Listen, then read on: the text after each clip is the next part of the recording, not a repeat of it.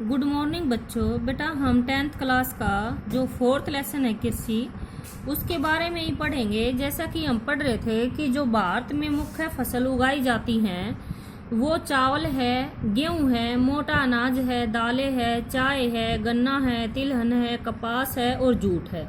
फिर मैंने आपसे बताया था कि जो ये हमारी फसलें यानी भारत में उगाई जाती हैं हम इनका विस्तार से वर्णन करेंगे कि चावल जो उगाने के लिए यानी किस मौसम में बोया जाता है, कैसी ये फसल है, इसके लिए कैसी मिट्टी चाहिए, कितनी वर्षा की जरूरत है।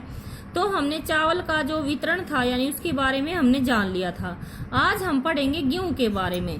तो जो गेहूं है आपको पता है भारत की दूसरी महत्वपूर्ण खाद्य फसल है और गेहूं है रबी की फसल होती है। आपसे बताया गया था कि जो गेहूं है हमारा ये अक्टूबर से दिसंबर में बोया जाता है और अप्रैल और जून में यह काटा जाता है, यानी जब तेज धूप की आवश्यकता यानी काटते वक्त इसको तेज धूप की आवश्यकता होती है। इसे उगाने के लिए समान रूप से वितरित 50 से यानी जब इसमें फसल को उगाने के लिए जो वर्षा की मात्रा है वो 50 से 75 सेंटीमीटर होनी चाहिए।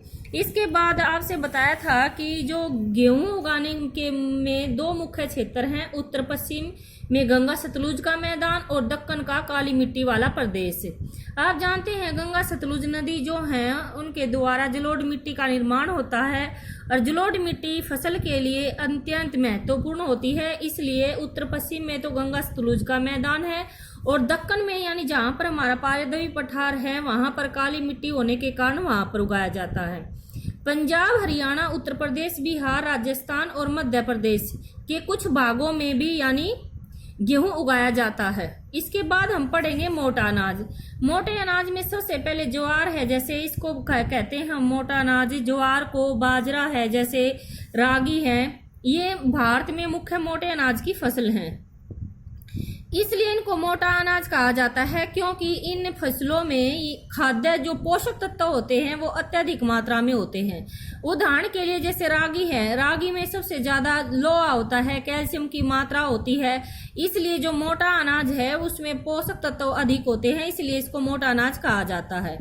और क्षेत्रफल और उत्पादन की दृष्टि से ज्वार देश की तीसरी महत्वपूर्ण खाद्यान्न फसल है यानी हमारे देश में भारत में।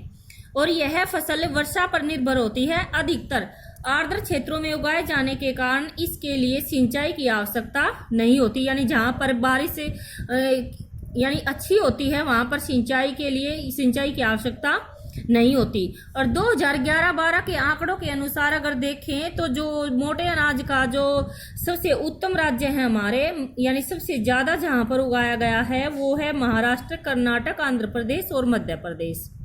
इसके बाद हम पढ़ते हैं बाजरा। बाजरा आप जानते हैं बलुआ या रेतीली मिट्टी में या काली मिट्टी में भी उगाया जा सकता है। और ये भी 2011-12 के अगर आंकड़ों के अनुसार देखा जाए तो सबसे ज्यादा जो बाजरे का उत्पादन हुआ था वो राजस्थान, उत्तर प्रदेश, महाराष्ट्र, गुजरात, हरियाणा और इसके और कुछ प्रमुख राज्य भी थे, वहां पर यानी बाजरा सबसे ज्यादा उगाया गया था। रागी जो है शुष्क यानी जहां पर वर्षा की मात्रा कम होती है वहां शुष्क प्रदेशों की फसल है ये, जहां पर वर्षा कम होती है। और यह लाल काली बलुआ यानी लाल काली मिट्टी और रेत, दोमट और उथली काली मिट्टी पर भी अच्छी तरह से उगाई जा सकती है। रागी के भी जो प्रमुख उत्पादक राज्य हैं वो हिमाचल प्रदेश है, उत्तराखंड है, सिक्किम है, झारखंड है, अरुणाचल है। इसके बाद हम पढ़ेंगे मक्का। मक्का आप जानते हैं कि यह एक खाद्य फसल भी है और यह पशुओं के चारे के रूप में भी प्रयोग होती है। और यह एक खरीफ की फसल है, यानी जब हमारा चावल है जैसे खरीफ की फसल बोई जाती है, खरीफ की भी फसल है। और जो चावल है ये हमारा मक्का है ये रबी की फसल है क्योंकि रबी की ऋतु में भी यह उगाई जाती है। किस कारण? आधुनिक प्रौद्योगिकी जैसे उच्च पैदावार देने वाले बीजों का प्रयोग करके, उर्वरकों का प्रयोग करके, सिंचाई के साधनों का उपयोग करके यानी मक्के के उत्पादन को बढ़ाया जा सकता है। और इसके लिए जो तापमान है यानी पुरानी जलोढ़ मिट्टी में अच्छी तरह से उगाई जा सकती है। और जो इसके उत्पादक राज्य हैं कर्नाटक, उत्तर प्रदेश, बिहार, आंध्र प्रदेश और मध्य प्रदेश यानी इसके मुख्य राज्य हैं। इसके बाद एक टॉपिक और करेंगे हम दाल का।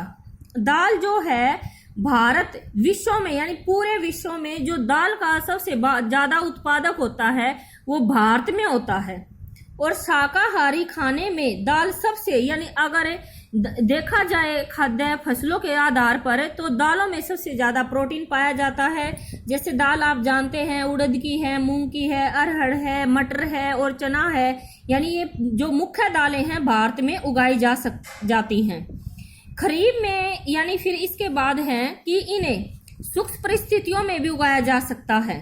फलीदार फसलें होने के नाते अरहर को छोड़कर अन्य सभी दालें वायु से नाइट्रोजन लेकर यानी भूमि की उपजाऊ शक्ति को बनाए रखती हैं। इन फसलों को आमतौर पर अन्य फसलों के आवर्तन में बोया जाता है। भारत में जो दालों का उत्पादक यानी राज्य हैं, सबसे ज्यादा जो दाल भारत में उगाई जाती हैं वे राज्य हमारे मध्य प्रदेश है, उत्तर प्रदेश, राजस्थान, महाराष्ट्र और कर्नाटक यानी अग्रणी राज्य हैं। इसके बाद हमारा गन्ना आता है। ये टॉपिक हम कल पढ़ेंगे। धन्यवाद।